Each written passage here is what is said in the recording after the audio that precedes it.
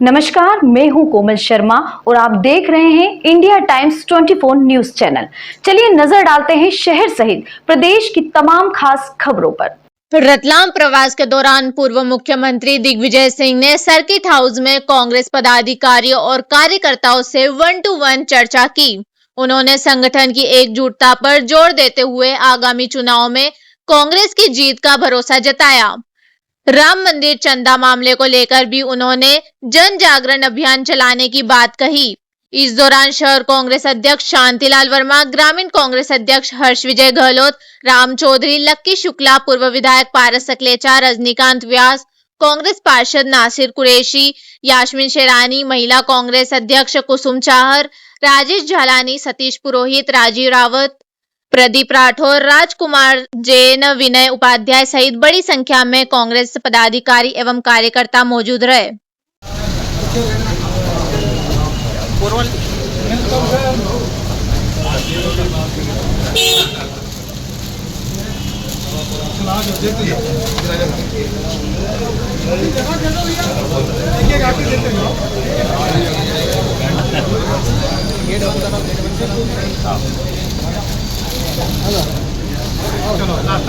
चलो यही सब फोटो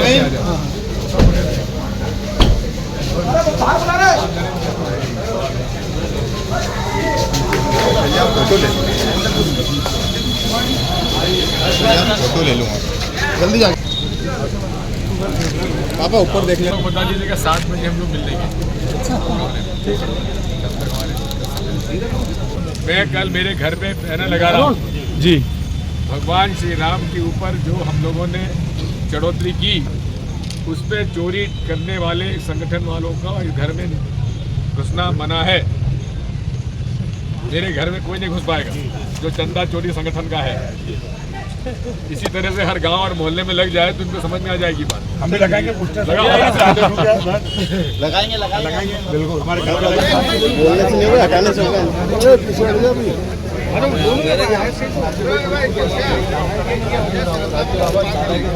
सिकंदर पीछे आ जाएगा, आता जाए एक साथ।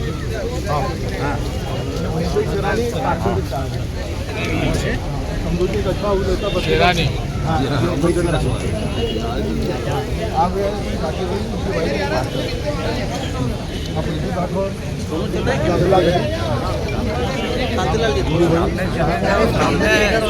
चलो अरे किधर हूँ अभी मैं, सामने तो और किधर लाला साहब महिला है, पार्षद है।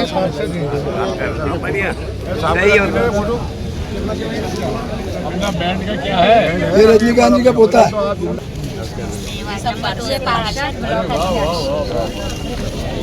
और सिकंदर भाई थोड़ी जगह कम करो, निकल सकते हो। पीछे हटो ना।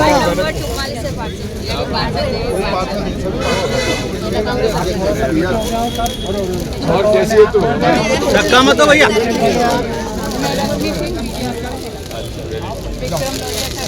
अरे भाई, कांग्रेस के पास संविधान बचेगा, कांग्रेस के पास जनता बचेगी। कांग्रेस पार्टी पूरी दृढ़ता से लड़ाई लड़ रही है और ये तो लोकतंत्र को समाप्त कर रहे हैं। जनता चुनती है किसको और पैसे से वो बिक जाता है और चला जाता है उस पार्टी में जिसको उसने हराया है। ये क्या हो रहा है? दल बदल कानून का खुला उल्लंघन हो रहा है। कांग्रेस पार्टी घर घर जाकर चंदा चोरों के खिलाफ कार्रवाई करेगी, उनको बताएगी। जैसा मैंने तो अपने घर में तो लगा ही दिया, मेरे घर पर लगेगा जिसको लगाना लगाए। भ्रष्टाचार में डूबा हुआ है, नियम कानून का पालन नहीं हो रहा है। और अभी मीनाक्षी नटराजन का भी जो फॉर्म रिजेक्ट किया गया है, बिल्कुल गलत किया गया है। मेरी जानकारी है कि जहां माननीय चुनाव आयोग का ऑब्जर्वर आया था, उसने ये मना किया था कि ये फॉर्म कैंसिल मत करो, तुम फंस जाओगे रिटर्निंग ऑफिसर साहब। लेकिन रिटर्निंग ऑफिसर साहब रिटायर हो रहे थे, उनको लालच दी गई कि हम 2 साल का तुमको एक्सटेंशन दे देंगे, तो उन्होंने ये ऑर्डर कर दिया, जो कि पूर्णतः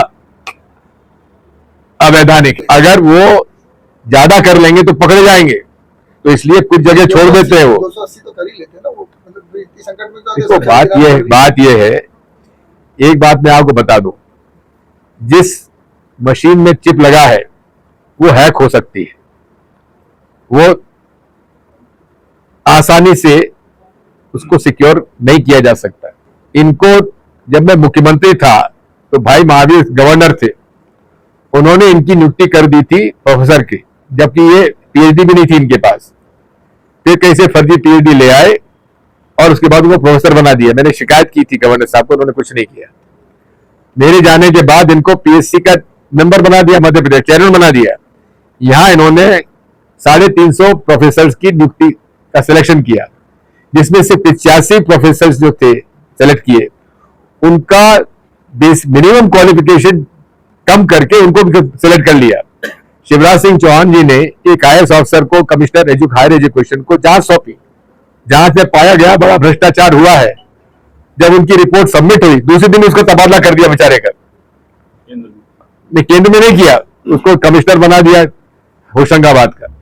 इसके बाद वहां पर उनको यहां से इस्तीफा दिला के छत्तीसगढ़ भेज दिया गया, वहां का चेयरमैन बना दिया गया पीएससी का, प्रदीप जोशी जी को। और वहां भी उन्होंने गड़बड़ी की तो वहां से इस्तीफा दिला के यूपीएससी का मेंबर बना दिया। जितनी बार ये गड़बड़ी करते उनकी तरक्की कर देती है भाजपा। और उसके बाद उनको चेयरमैन बना दिया यूपीएससी का, वहां से रिटायर हुए तो एनटीए का चेयरमैन बना दिया। और जब से ये आए हैं नीट का पेपर लीक हो रहा है। एक तो सारे मतदाताओं को हिंदू मुसलमान में बांट देती है, और दूसरा होता है ईवीएम का खेल।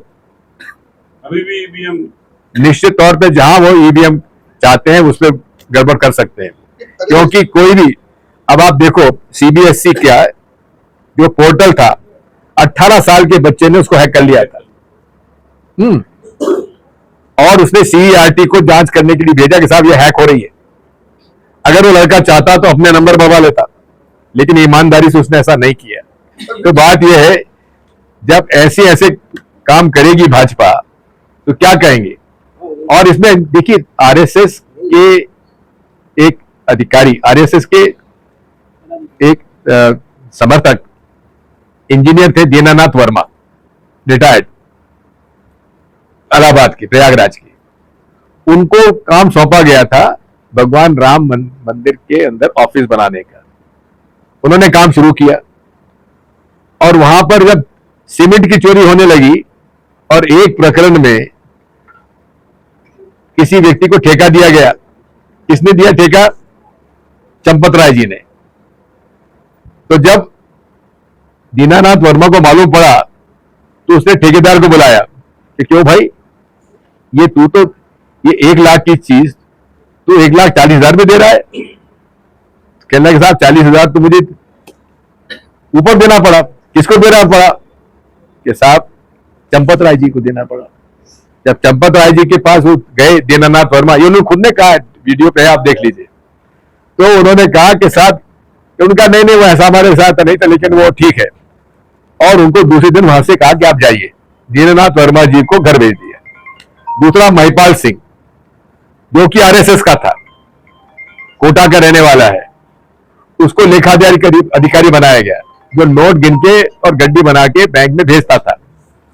उसने खुद ने कहा कि साहब जब मैंने चोरी पकड़ी तो मैंने चंपत राय जी को बताया, तो चंपत राय जी ने उसके लेखा अधिकारी के पद से उसको हटा दिया। अब ये तो खुलेआम लूट हो रही है भाई। और ये पूरा प्रकरण पूरे देश में भावनात्मक रूप से ना जुड़े, इसलिए मेरा आरोप है कि भारतीय जनता पार्टी ने ही मोहन यादव के खिलाफ इंडियन एक्सप्रेस में जो प्रकरण छपाए हैं, ये स्वयं भारतीय जनता पार्टी ने छपाए हैं। कारण क्या है कि इसकी जानकारी तो बहुत दिनों से थी, कई बार छप चुका था। और मिस्टर मजूमदार, जो इंडियन एक्सप्रेस के पत्रकार जिन्होंने स्टोरी की है, वो खुद इसमें, लोगों को मालूम है, उज्जैन में हम लोगों से कई लोगों से मिले थे, हम लोगों ने उन्हें बताया था। ये ओपन है, मेरे पास तो इतने सारे कागज इकट्ठे हो गए हैं, उसका मैं अध्ययन कर रहा हूं। इनकी बहुत सारी कंपनियां हैं जिसमें इनकी हिस्सेदारी है, उन्होंने जमीन खरीदी है, इनके परिवार के लोगों ने खरीदी है, और इनके सहयोगी रवि सोलंकी, उसने भी एक होटल बना लिया है, साधारण परिवार के थे, और उसको अब उज्जैन डेवलपमेंट अथॉरिटी का चेयरमैन भी बना दिया। राजेश भदौरिया उनका क्लासमेट, हमको जानकारी मिली उसके नाम से बहुत सारी बेनामी इन्होंने खरीदी है, लेकिन इनका कुछ होने वाला नहीं है। कारण यह है कि ये तो क्वालिफिकेशन है कि बहुत अच्छा पैसा कमा के हमको दे रहा है मोहन भागवत जी। इसलिए भाई ये सारे देश में भ्रष्टाचार फैला हुआ है, और रतलाम भी उसे अछूता नहीं है। कोई थाने में चले जाओ, कोई दफ्तर में चले जाओ, बिना लिए दिए कुछ होगा नहीं। दैनिक भास्कर ने भी स्टिंग किया था, रेट लगी हुई है ट्रांसफर की, ट्रांसफर करवाने की रेट है और कैंसिलेशन कराने की रेट है। आपको भी इसकी जानकारी होगी। अरे पूर्व गृह मंत्री नरोत्तम मिश्रा जी के यहां तो रिवॉल्वर के लाइसेंस की रेट लगी हुई थी। आप रिकमेंड करा के ले आओ, 5 लाख रुपए या 3 लाख रुपए जमा कराओ और लाइसेंस ले जाओ। ये भारतीय जनता पार्टी भ्रष्टाचारियों को इकट्ठा कर लेती है, और जो भ्रष्टाचारी में शामिल हो जाता है तो उनका वो पार्टनर हो गया, और जब पार्टनर हो गया तो फिर उसके खिलाफ कोई शिकायत करो तो बात खत्म हो जाती है। भाई बात यह है, आपका भी लाख रुपया से ज्यादा आपने दान 1,11,000 मैंने दिया था। तो वो कहाँ शिवराज सिंह चौहान ने 1 लाख दिया था, मैंने 1,11,000 दिया। अब पता नहीं कहां गया, मैंने तो चेक से दिया था। दूसरी बात कि मोदी जी ने पूरा ट्रस्ट के नुमाइंदे तय किए, आज तक मोदी जी चुप है। अगर 1,000 रुपए की चोरी हो जाए तो एफआईआर कटती है। इस प्रकरण में खुलेआम पता लगा कि बड़े तादाद में लूट हुई है, एफआईआर दर्ज नहीं हुई। अब जाके एफआईआर दर्ज हुई, जब एसआईटी की रिपोर्ट आई है, और उसमें भी सबको जुडिशियल कस्टडी में भेज दिया। अरे पुलिस को रिमांड लेना चाहिए था। कुंभ मेले के दौरान 16 करोड़ श्रद्धालुओं ने दर्शन किया था, और टोटल फंड इकट्ठा हुआ 84 करोड़, मतलब एक हिंदू ने मात्र 5 रुपए दान दिया। आपको क्या लगता है? इसमें भी चंद इसमें चोरी हुई है। भाई बात सुन लीजिए, राष्ट्रीय स्वयंसेवक संघ एक अपंजीकृत संस्था है, उसका ना मेंबरशिप है ना उसका कोई अकाउंट है, और वो कहते हैं कि गुरु दक्षिणा हमारे पास आती है। वो गुरु दक्षिणा पे टैक्स नहीं लगता, टैक्स फ्री है। तो कल से मैं भी गुरु दक्षिणा लेना चालू कर दूंगा, क्यों मैं टैक्स दूं? मैंने हमेशा से कहा है कि भारतीय जनता पार्टी के लिए भ्रष्टाचार कोई मुद्दा ही नहीं है। मैं पूछना चाहता हूं आपसे, क्या भारतीय जनता पार्टी की प्रांतीय सरकार या केंद्रीय सरकार ने एक भी पदाधिकारी के खिलाफ भ्रष्टाचार की शिकायत पर कभी कार्रवाई की है क्या? नहीं की। आपका उदाहरण बता दीजिए, किसी भी मंत्री मुख्यमंत्री के खिलाफ कार्रवाई की है क्या? जबकि कांग्रेस पार्टी ने, अशोक चव्हाण जी मुख्यमंत्री थे महाराष्ट्र के, केवल एक फ्लैट अलॉटमेंट के कारण उनको इस्तीफा देना पड़ा था। अब बात यह है कि भारतीय जनता पार्टी का जो तरीका है सरकार चलाने का, उसमें यही है, खूब खाओ खूब खिलाओ, अकेले मत खाओ, हमें भी हिस्सा दो। तो तुम किसी भी प्रश्न फंसोगे तो हम लोग बचाएंगे। ये एक आप देख लेंगे कि जो जिनके ऊपर खुलेआम भाजपा ने आरोप लगाया भ्रष्टाचार के, हेमंत बिस्वा शर्मा, उनको भाजपा में ले लिया और मुख्यमंत्री बना दिया। ऐसे अनेक प्रकरण है। पेमा खांडू अरुणाचल प्रदेश के मुख्यमंत्री, सुप्रीम कोर्ट ने कहा कि 1200 करोड़ से ज्यादा का इन्होंने ठेके में अपने परिवार वालों को दिया है, आज तक उन पर कोई कार्रवाई नहीं हुई। ऐसे अनेक प्रकरण है।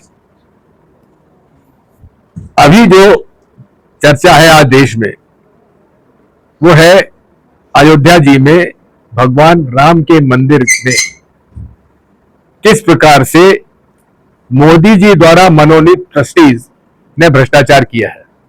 और ये बात भी अब सामने आ रही है कि जो उनके महामंत्री थे, महासचिव थे चंपत राय जी, जो कि आरएसएस के प्रचारक रहे, ये सारा भ्रष्टाचार जो हो रहा था, चाहे चांदी का, सोने का या जो चढ़ोतरी आती उसका, वो उसमें खुले रूप से घपला हो रहा था। सिंधी समाज के लोगों ने 200 किलो चांदी की ईंटें दान में दी थी, आज तक उनकी रसीद नहीं हुई।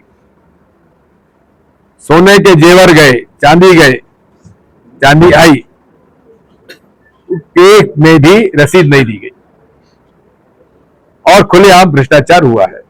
और जो भ्रष्टाचार हो रहा है, कब से हो रहा है? जब से भगवान राम में का मंदिर का विवाद भारतीय जनता पार्टी ने उसमें शामिल हुए हैं विश्व हिंदू परिषद के लोग। हमारी आस्था का प्रश्न है, भगवान राम हमारे इष्ट देव है, इसलिए जब मंदिर निर्माण की बात आती है तो हम सब ने चंदा दिया, पहले राउंड में भी दिया और दूसरे राउंड में भी दिया। लेकिन जमीन खरीदने में भी आम आदमी पार्टी के सांसद सदस्य माननीय संजय सिंह जी ने, जो एसआईटी के हेड है, जो इसमें जो लूट हुई है उसकी जांच कर रहे हैं। 11 प्रकरणों में किस प्रकार से चंपत राय जी ने सस्ती जमीनों को महंगा करके खरीदी है, उसकी भी जांच करने के लिए उनसे अनुरोध किया है चेयरमैन एसआईटी से। मैं तो अपने घर में एक बैनर लगाने वाला हूं कि मेरे आस्था के भगवान श्री राम के चढ़ोतरी पर डाका डाला है, ऐसे संगठनों को मेरे घर में घुसना मना है।